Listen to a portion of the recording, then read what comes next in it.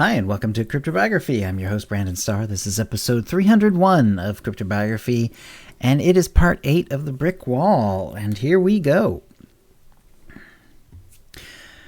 Almost immediately, as the rush of the fight rolled off of him, he started to feel the pains of the blows he had taken.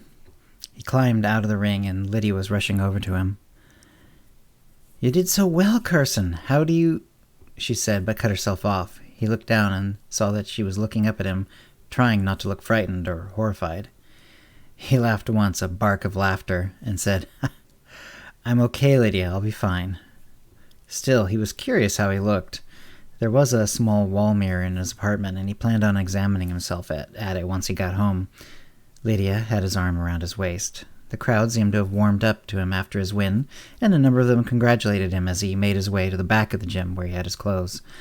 Some even patted him on the back, and he noticed that when they patted him on the left shoulder, it stung. He tried not to let it show. Lydia waited while he took a quick cold shower in the small room, which was part of the same small chunk as Jake's office that kept the gym from being a perfect rectangle.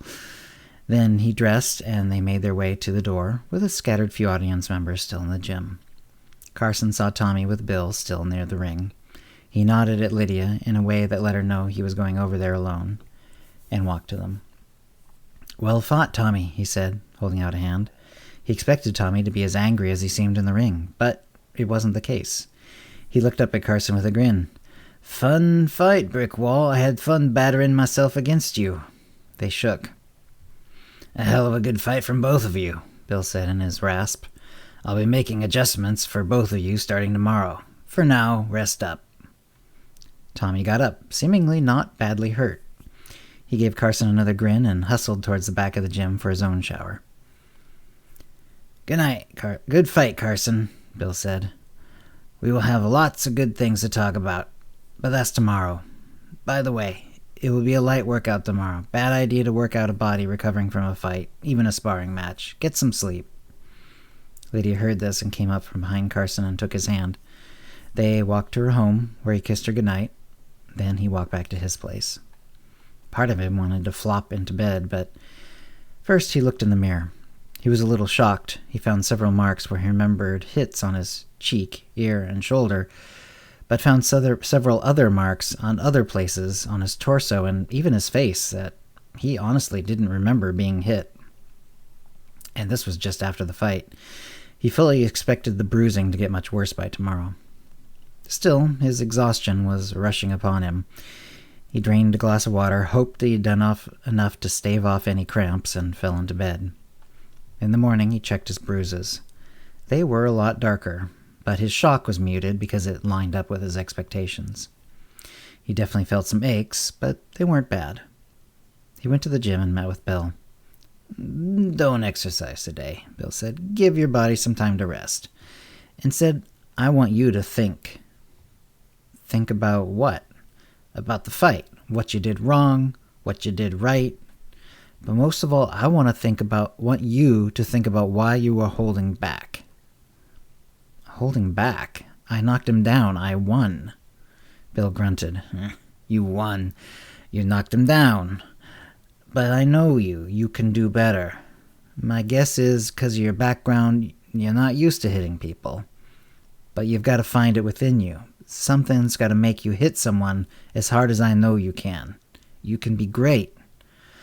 Or else you'll be a middling boxer who takes a lot of poundings and never makes much money."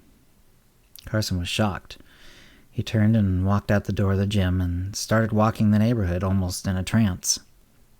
Of all the things Bill could have told him, hints about how to protect himself, move better, punch more accurately, he would never have guessed he wanted to tell him that.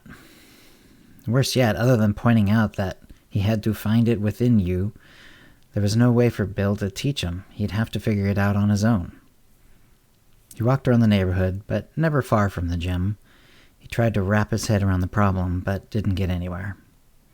About the 8th time he went past the gym, Jake came out. "Carson, over here." They spoke next to the front door of the gym. Jake got right to the point. "Let me guess. Not only will you not be able to pay me back, but you're pretty close to asking me for even more money, or at least asking me to put off the gym fees." Carson shrugged. That's about it. Well, good news. I have a quick job for you. Pickup job. You go with another guy, back in a couple hours, good pay. Carson brightened up. Thoughts of his troubles in the ring flooded out of his brain. Well, that sounds great. Perfect. The other guy is Oscar. He'll be here in a few minutes. Okay. Carson waited. A few minutes later, a hack came by. Carson hadn't paid for a buggy ride since coming to the city. A man waved him over from the passenger area. Oscar? Carson asked when he was by the buggy. Yeah, you Jake's guy? Yeah, Carson. Fine, get in.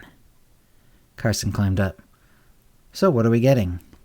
Oscar looked at him as though he was sizing up whether he was being joshed.